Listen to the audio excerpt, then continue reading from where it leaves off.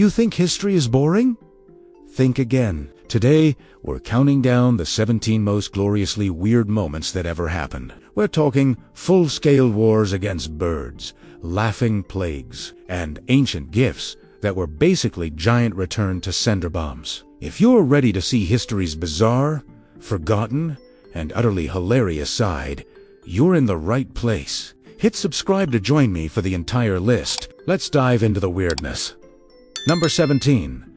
The Great Emu War. In 1932, Australia declared war on 20,000 birds and lost. This is the Great Emu War, the most absurd military campaign in history. Veteran farmers in Western Australia faced a new enemy. Massive flocks of emus, destroying their crops.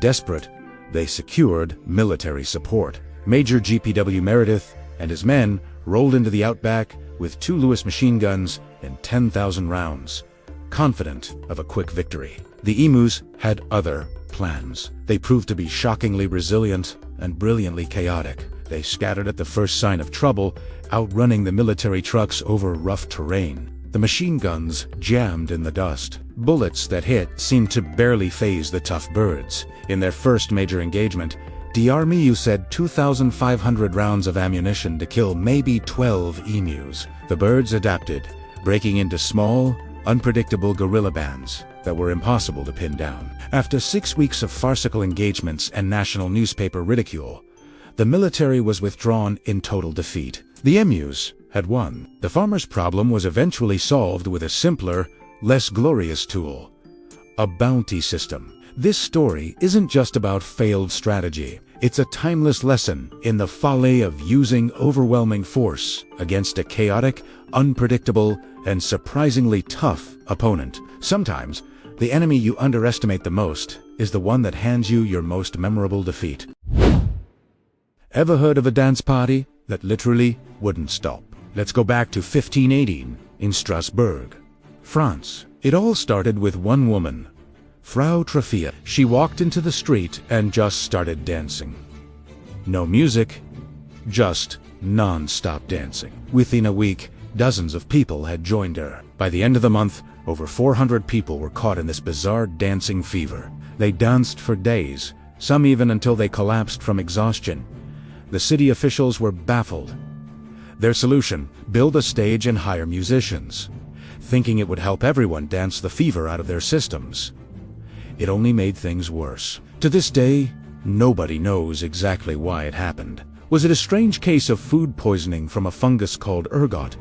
Or was it a massive outbreak of stress-induced hysteria? It remains one of history's most mysterious and unsettling events. What do you think happened? Let me know in the comments, and don't forget to subscribe for more weird history.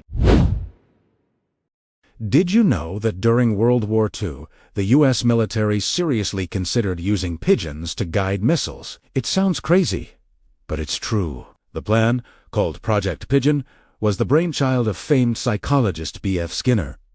He trained pigeons to peck at a screen showing an enemy target. These screens were placed inside the nose cone of a missile. As the missile flew, the pigeon would continuously peck at the target's image, and these pecks would control the missile's fins, steering it directly to its destination. The system actually worked surprisingly well in tests, with pigeons proving to be highly reliable. But in 1944, military officials, perhaps a bit skeptical of bird-brained bombers, canceled the project in favor of new electronic guidance systems. Even though it was canceled, the core idea of proportional guidance lives on in modern smart weapons. Picture this: 17th century Holland, a time when a single tulip bulb was worth more than a mansion. This wasn't just gardening, this was tulipomania. It all started when these exotic, vibrant flowers arrived from the Ottoman Empire. Owning one was the ultimate status symbol, like having a luxury car today. Soon, everyone wanted in. People weren't even trading actual tulips, but future promises of them in smoky taverns. The most prized bulb, the legendary Semper Augustus, was valued at a price that could buy a grand estate on the Amsterdam canals. But in February 1637, the bubble burst. Prices plummeted overnight. Fortunes were wiped out, and the market crashed spectacularly. Tulipomania remains one of history's most fascinating and cautionary tales about financial bubbles. What do you think? Was it madness or a market? Let me know in the comments, and don't forget to subscribe for more crazy history stories. Did you know that back in the swinging 60s, the CIA actually tried to turn a house cat into a super spy? No, I'm not kidding. This was a real-life secret mission called Project Acoustic Kitty. The plan was wild. Surgeons implanted a tiny microphone in the cat's ear canal, a small radio transmitter at the base of its skull, and even wove a thin wire antenna into its fur. After years of development and spending a whopping $20 million, the big day finally arrived. They released the cyborg cat near a park, hoping it would cozy up to two men on a bench and eavesdrop on their conversation. What happened next? The cat took a few steps, immediately got distracted, wandered into the street, and was tragically hit by a taxi.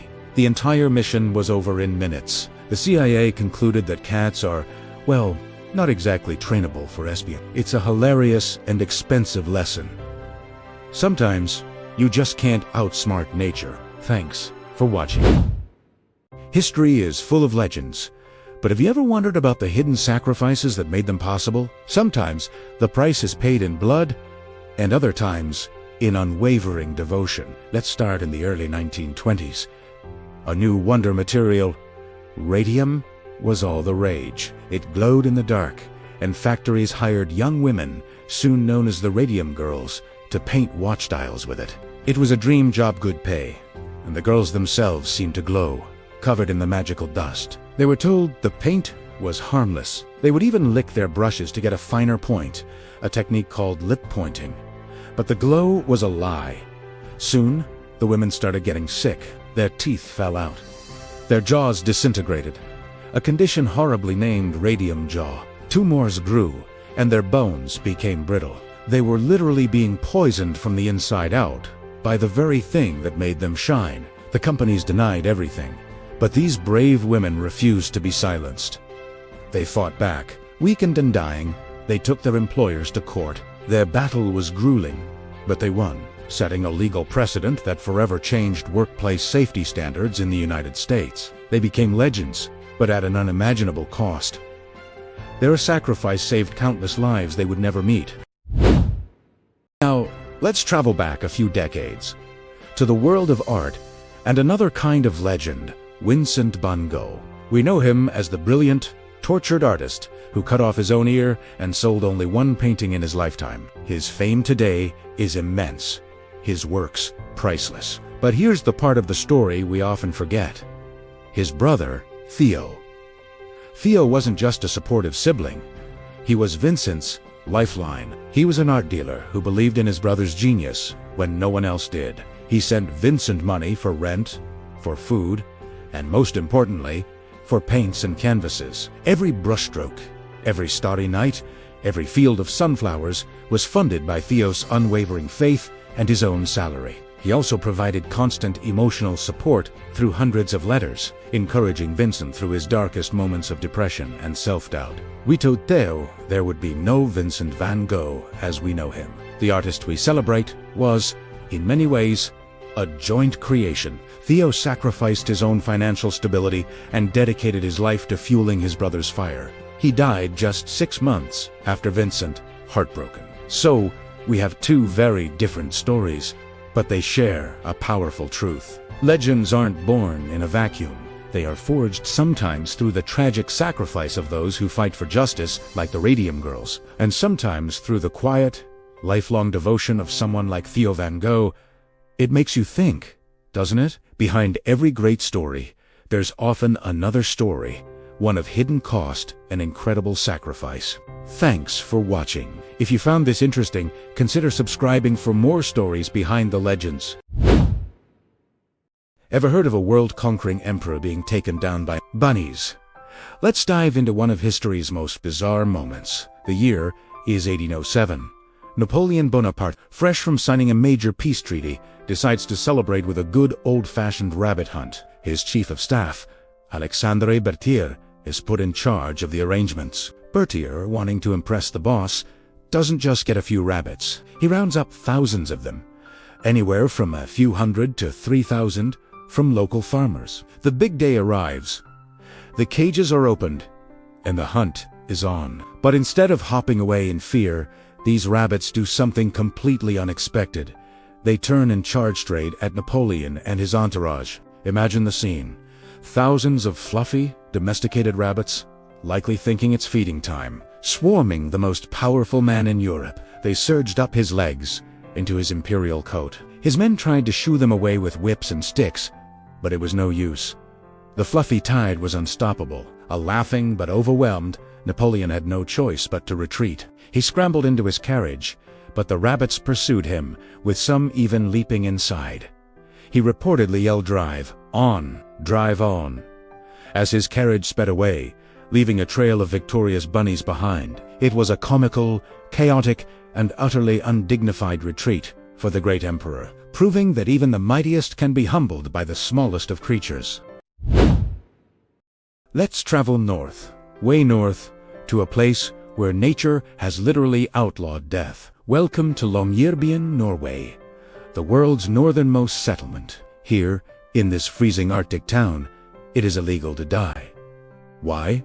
Permafrost. The ground is permanently frozen, which means bodies buried in the local cemetery don't decompose. Back in 1918, the Spanish flu pandemic reached even this remote outpost, and several miners tragically died and were buried there. Decades later, scientists discovered something chilling.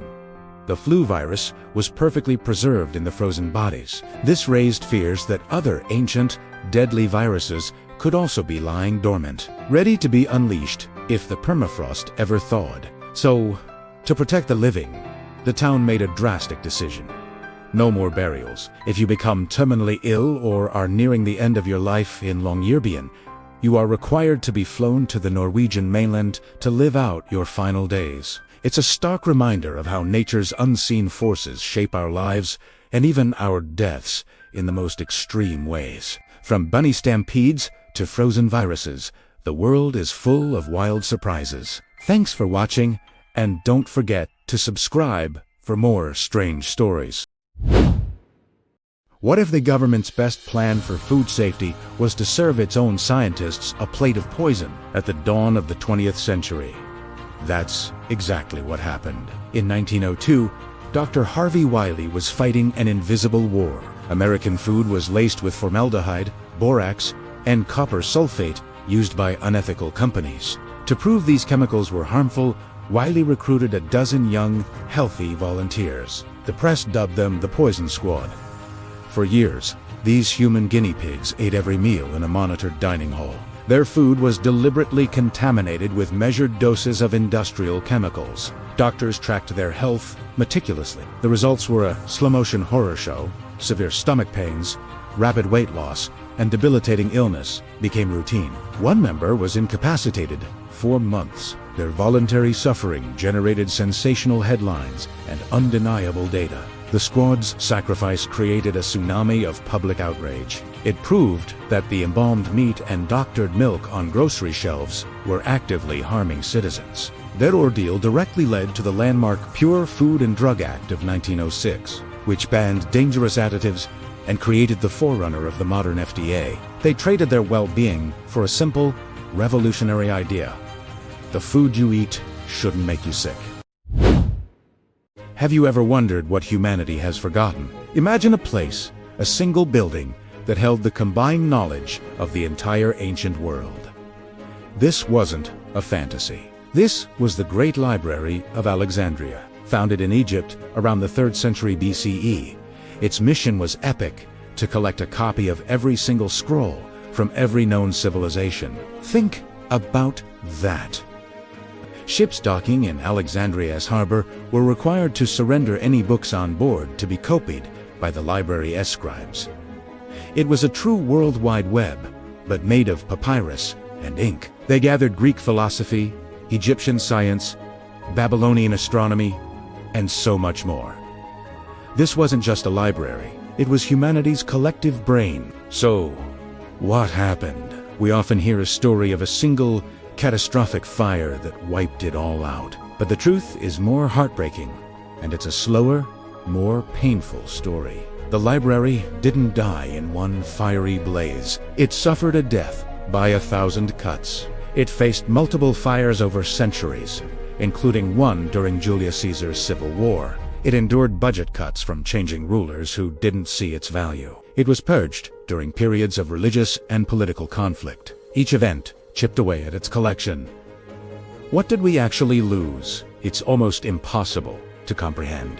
We lost most of the 9 books of poetry by Sappho, considered one of the greatest lyric poets. We lost the comprehensive Babylonian histories written by We lost countless plays, scientific treatises, and historical records that would have completely reshaped our understanding of the ancient world. It's like finding a single page from 1,000 different books, with the rest turned to ash. The story of the Library of Alexandria isn't just about a building. It's a powerful and tragic lesson about how fragile knowledge is. It shows how easily our shared memory and culture can be eroded by conflict, neglect, and intolerance. It reminds us that preserving and sharing knowledge is a constant active. What we choose to remember and what we allow to be forgotten defines who we are.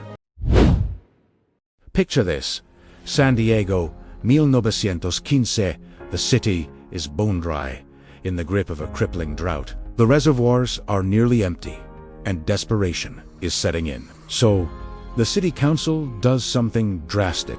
They hire a man named Charles Hatfield, a self-proclaimed moisture accelerator. His deal: he'll make it rain for $10,000. Sounds like a bargain, right? Hatfield, known as the Rainmaker, sets up a mysterious 20-foot tower near the Morena Reservoir. He mixes a secret concoction of 23 chemicals, sending strange fumes into the sky. The city waits, skeptical but hopeful. And then, on January 5th, it starts to rain. And it doesn't stop. 4 days. And days, what began as a blessing quickly turned into a biblical-level catastrophe. Rivers overflowed, bridges were obliterated, and entire communities were washed away. The Morena Dam, which Hatfield was supposed to fill, was on the brink of collapse. The storm he summoned, or perhaps just luckily predicted, caused one of the worst floods in the city's history. The final tally was devastating. An estimated 20 people dead, and millions of dollars in damages. When the waters finally receded, Hatfield went to the city council to collect his fee. He had delivered the rain, after all. But the city's response was a flat-out no. They argued that the flood was an act of God. In a wild legal twist, they offered him a deal.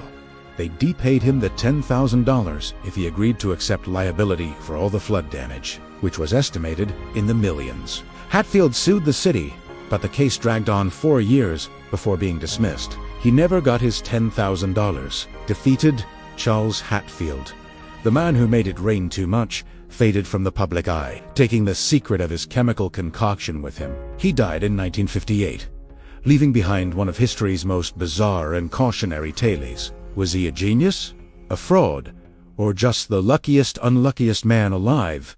We may never know. Thanks for watching.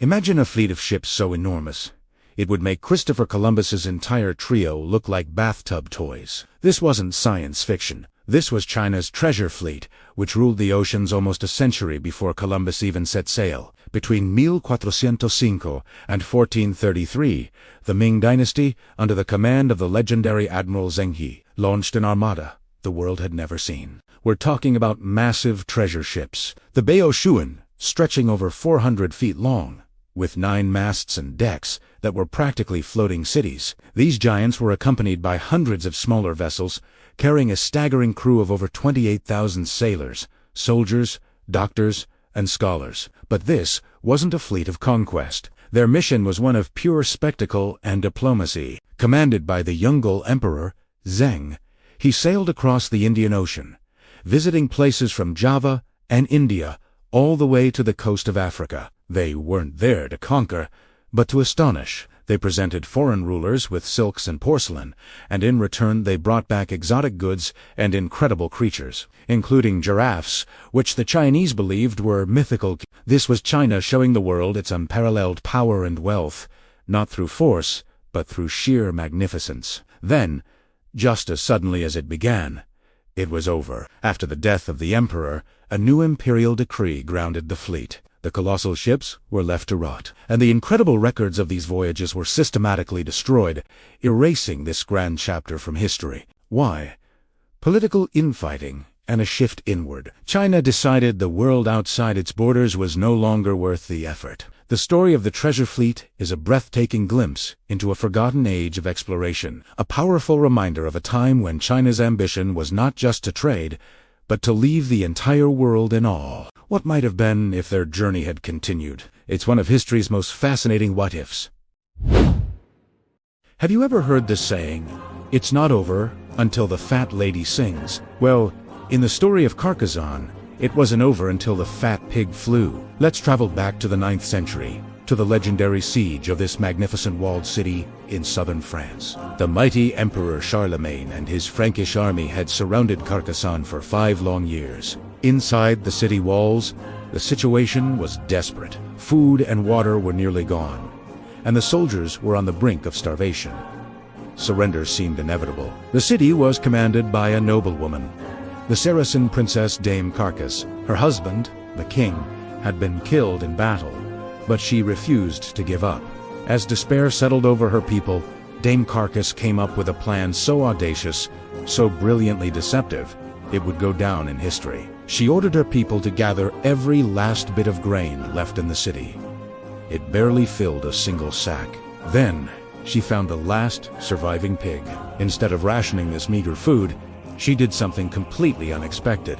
She fed the entire sack of grain to the pig, fattening it up. Her soldiers watched in disbelief. Were they going to eat it? No. Dame Carcass had something far more theatrical in mind. She ordered the now-stuffed pig to be thrown from the highest tower of the city walls, right into the enemy camp below. Imagine the surprise of Charlemagne's soldiers. For 5 years, they believed the city was starving. Yet here was a perfectly fattened pig, a symbol of such abundance they could literally afford to throw food away. The sight was a psychological masterpiece. Charlemagne, seeing this, was utterly convinced. He thought, if they can waste a pig this fat, they must have enough provisions to last for years more. Discouraged and believing the siege was futile, he ordered his entire army to pack up and retreat. As the Frankish army marched away, Dame Carcass, overjoyed with her success, ordered all the city's bells to be rung in celebration. A messenger from Charlemagne's retreating army heard the joyful ringing and remarked, "Carcassonne," which means carcass sounds, or carcass rings. And so, according to legend, the city was named. This incredible story shows us that in war and in life, perception can be just as powerful as reality.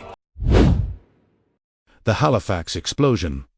Timan made volcano. What if the loudest sound before the atomic bomb wasn't from nature, but from a single, stupid mistake? In 1917, the Canadian port of Halifax was a crucial hub for the Great War. On December 6, 2 ships met in its narrow strait. The Mont Blanc, a French cargo ship packed with 2,900 tons of high explosives, and the IMO, a Norwegian relief vessel. A series of miscommunications and errors led to a slow-motion, agonizing collision. The Mont Blanc caught fire. For 20 minutes, it burned in the harbor, a floating time bomb. Crowds gathered on shore to watch the spectacle. Then, at 9:04 a.m., it vanished. The chemical cataclysm that followed was the largest human-made explosion in history before the nuclear age. A white-hot blast wave leveled 2 square kilometers, triggered a tsunami, and shattered windows 60 miles away. The iron snow shards of the ship rained down 4 miles. Nearly 2,000 people were killed instantly. Over 9,000 were injured. The blast was so colossal it was felt and heard across the provinces. In a brutal twist of fate, the next day brought a blizzard, burying the ruins and survivors in freezing snow. The Halifax explosion was not an act of war, but a perfect storm of human error, proving that sometimes the most earth-shattering force is not a weapon, but a single, catastrophic accident.